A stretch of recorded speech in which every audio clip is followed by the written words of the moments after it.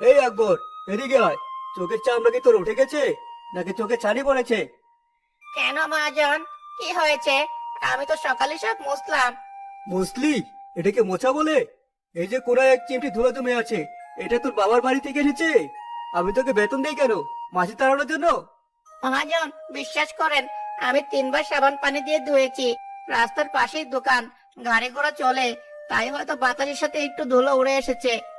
বাতাসে দোয়াই দিবি না আমার সামনে। আমার দোকানে কাস্টমাররা আসে আমেজাত্য দেখে। মিষ্টি স্বাদের চেয়ে আমার দোকানে চকচকে ফ্লোর বেশি দামি। যা, আবার মোচ। যদি এক ফোঁটা ধুলাও দেখি, তবে আজকের বেতন থেকে 50 টাকা কাটা। জামাল ভাই, সকাল সকালে থেকে দোকান গরম করে ফেলছেন, ব্যাপারটা কি? আরে কাশেম ভাই, আর বলবেন না। অশিক্ষিত সব কর্মচারী, এদের দিয়ে কি আর রাজকীয় কারবার চলে? আমার লাগে ফকফকে সাদা, আর এরা করে রাখে গোয়ালঘর। বলুন, কি সেবা করতে পারি? আজ বাড়িতে মেহমান আসবে, 2 কেজি স্পেশাল চমচম আর 1 কেজি দই দিন। তবে ভাই, একটা কথা বলি, কর্মচারীদের সাথে এত কঠোর না হলেও চলে, ওরাও তো গরিব মানুষ। গরিব বলে কি মাথায় তুলবো? শৃঙ্খলা না থাকলে ব্যবসায় উন্নতি হয় না ভাই। আমি যে আজ এই বাজারের সেরা মিষ্টির দোকানদার, তার কারণ আমার এই কড়াকড়ি। আমার দোকানে ভিখারি ঢোকা তো দূরের কথা, দোকানের সামনে দাঁড়ালেও আমার গা জ্বলে। তা জানি, আপনার তো আবার সচিবায়ু রোগ আছে। এটাকে রোগ বলবেন না ভাই, এটা রুচি। ওই দেখুন, আমার দোকানের ঠিক উল্টো দিকে ওই মরা বটগাছটার নিচে আবার এসে বসেছে ওই আপদটা। লাল, সব লাল হয়ে যাবে। রক্ত, না না, ফলের রং লাল, বিষের রং লাল। তোরা কেউ যাস না ওইদিকে। এই বুড়ি, ওখান থেকে উঠবি তুই, নাকি আমি আসবো? আসছে, বড় বিপদ আসছে বাবা। কাল নাগিনী ফোনা তুলেছে, তুই সাবধানে থাকিস, তোর মানিককে সাবধানে রাখিস। দেখেছেন কাশেম ভাই, দেখেছেন এর স্পর্ধা? আমাকে ভয় দেখায়, আমার ছেলেকে নিয়ে কথা বলে। আকবর, যে মহাজন। এক মগ পানি নিয়ে আয় তো বালতি থেকে। আজ এর বাপের নাম ভুলিয়ে দেব। সকালবেলা দোকান খোলার পরেই অলক্ষণের মুখ দেখলে সারাটা দিনের ব্যবসা মাটি হয়। জামাল ভাই, থামুন। কি করছেন কি? ও তো পাগল মানুষ, ওর কথায় কেউ কান দেয় নাকি? গায়ে পানি ঢালবেন না, পাপ হবে। পাপ পুণ্যের হিসাব আমাকে শেখাবেন না। আমার দোকানের সামনে ময়লা আবর্জনা আমি সহ্য করবো না। এই বুড়ি হলো জ্যান্ত আবর্জনা।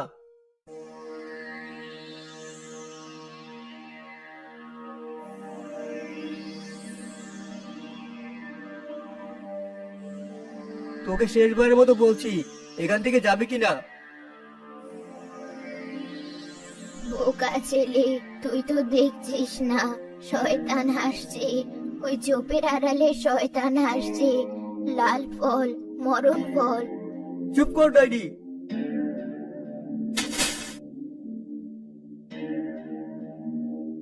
আহ, বড্ড শীত, বড্ড শীত।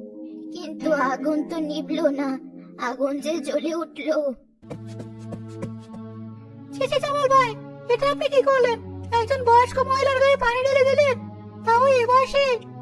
বেশ করেছি, আমার জায়গার দাম আছে। ও থাকলে আমার কাস্টমাররা জ্ঞানে আসে না। আজ পানি দিয়েছি, কাল যদি দেখি এখানে বসে আছে, তবে লাঠি দিয়ে পিটিয়ে গ্রাম ছাড়া করবো। কাজটা ভালো করলেন না জামাল ভাই, পাগলি হলেও তো মানুষ, আল্লাহর গজব পড়বে। আপনারা নিজের চরকায় তেল দেন। আমার ব্যবসার ক্ষতি হলে আপনারা পুষিয়ে দেবেন। যান এখান থেকে।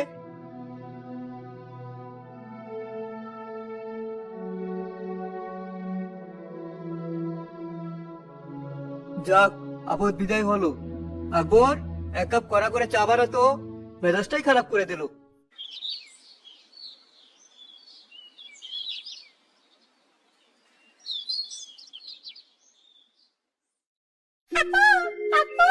আর জানো কি হয়েছে? কি হয়েছে বাবা? স্কুলে কেউ বকা দিয়েছে? আপু, আজ অঙ্ক পরীক্ষায় আমি সবচেয়ে ভালো করেছি, স্যার আমাকে চকলেট দিয়েছে। এই তো আমার বাঘের বাচ্চা। যা, হাত মুখ ধুয়ে নে। আমি আকবরকে বলছি তোকে নাস্তা দিতে। আপু, এখন খাবো না, আমি একটু বাইরে থেকে খেলে আসি, বন্ধুরা বল নিয়ে আসবে।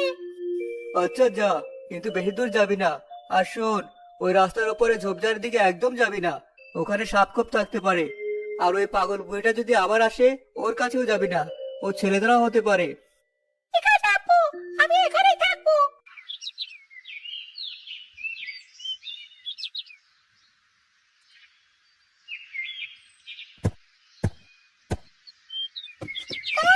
বলটা আমার দিকে চলে যায় কেন?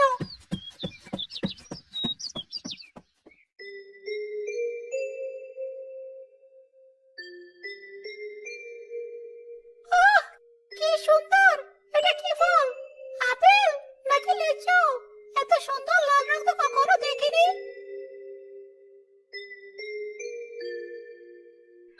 উফ, কি দারুণ গন্ধ! মনে হচ্ছে খুব মিষ্টি হবে। আপু তো ব্যস্ত, একটা খেয়ে দেখি। কেউ তো দেখছে না। না ভাই, একদম। আবার মিষ্টিতে কোনো ভেজাল পাবেন না। দাম একটু বেশি হলেও জিনিস কিন্তু খাঁটি।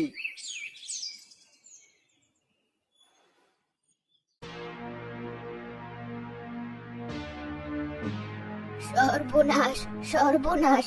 কালকুট, ওটা মুখে দিস না, ওটা মরণ। না, না, দাদু ভাই, ফেলে দে, ফেলে দে ওটা।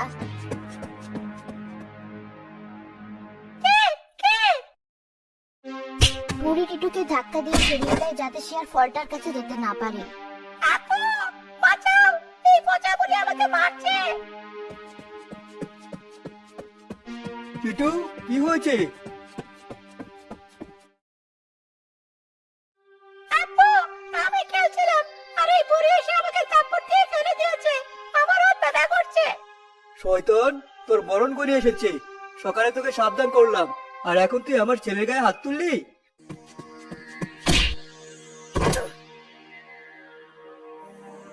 ফলটা, লাল ফলটা, দাদু ভাই, বিষ, বিষ। এখনো নাটক করছিস? বিষ? তুই নিজেই তো একটা বিষ। আজ তোকে আমি জ্যান্ত পুড়িয়ে মারবো। আকবর, লাঠি নিয়ে আয়। গ্রামবাসী, আপনারা দেখছেন এই ডাইনি আমার ফুলের মতো ছেলেটাকে একা পেয়ে মারার চেষ্টা করেছে। গ্রামের লোক জড়ো হতে থাকে, কেউ কেউ বুড়িকে গালমন্দ করতে শুরু করে। এই পাগলরা আজকাল খুব বেড়ে গেছে, বাচ্চাদের জন্য নিরাপদ না। চপল ভাই, পুলিশের হাতে দিয়ে দেন। না, পিটিয়ে গামছাড়া করা উচিত। ভয় নেই বাবা, আমি আছি তো। দেখি কোথায় লেগেছে। আপু, আমি ওই সুন্দর লাল ফলটা খেতে চেয়েছিলাম। ওটা কত সুন্দর ছিল, বুড়িটা সেটা ফেলে দিল। শুনেছেন সবাই? আবার ছেলে একটা ফল কুড়িয়ে পেয়েছিল, আর এই হিংসুটে বুড়ি সেটাও সহ্য করতে পারলো না, হাত থেকে ফেলে দিয়ে বাচ্চাটাকে মারলো। ঠিক এই সময় ভিড় ঠেলে এগিয়ে আসেন গ্রামের প্রবীণ এবং জ্ঞানী ব্যক্তি হাকিম সাহেব।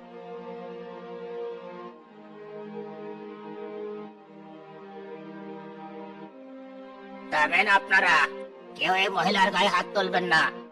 চাচা, আপনি থামতে বলছেন কেন? দেখছেন না ও কি করেছে? জামাল, তুমি কি জানো তোমার ছেলে কি খেতে যাচ্ছিল? কি আবার কোনো বড় ফলটল হবে? বাচ্চারা তো কত কিছুই মুখে দেয়। ভালো করে দেখো সবাই, এটার নাম কালকোট। আমাদের এই অঞ্চলে এটা সচরাচর দেখা যায় না। পাহাড়ি ঢল বা পাখির মাধ্যমে হয়তো বিষটা এখানে এসে পড়েছিল। তাতে কি হয়েছে? জামাল, এই ফল দেখতে যতটা সুন্দর, এর বিষক্রিয়া ততটাই ভয়ানক। এর এক ফোঁটা রস যদি কারো পেটে যায়, তবে পৃথিবীর কোনো ডাক্তার তাকে বাঁচাতে পারবে না। মাত্র 5 মিনিট, মাত্র 5 মিনিটের মধ্যে হৃৎপিণ্ড বন্ধ হয়ে মানুষ মারা যায়। একে বলা হয় সুন্দরী মৃত্যু। কি কি বলছেন চাচা? মৃত্যু? হ্যাঁ জামাল, টিটো যদি এই ফলে একটা কামড় দিত, তবে এতক্ষণে তুমি তোমার ছেলের লাশ কোলে নিয়ে বসে থাকতে।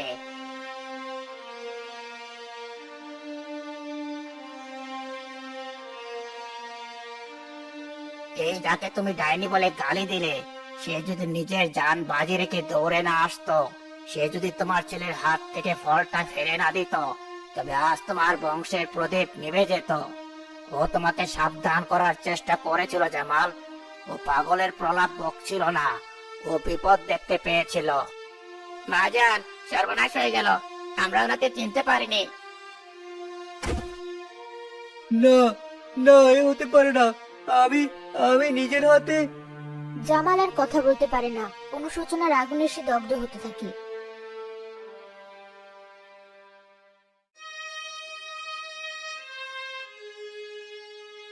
খোকা, তুই খাসনি তো? দাদু ভাই আমার, বেঁচে আছিস তো? মা, ও মা, আমাকে মাফ করে দাও মা। আমি অন্ধ, আমি পিশাচ, আমি তোমাকে চিনতে পারিনি মা। আমি তোমাকে আবর্জনা ভেবেছিলাম, আর তুমি আমার হীরা মানিককে বাঁচালে। তুমি পাগল নও মা, আমাকে জুতো পেটা করো, আমাকে শাস্তি দাও, কিন্তু আমাকে পর করে দিও না। ছি বাবা, কাঁদতে নেই, মানুষ তো ভুল করে। আমার দাদু ভাই ভালো আছে, তাতেই আমার সুখ। আমি তো ভাবছিলাম জমদূত বুঝি আমার মানিকটাকে কেড়ে নিল।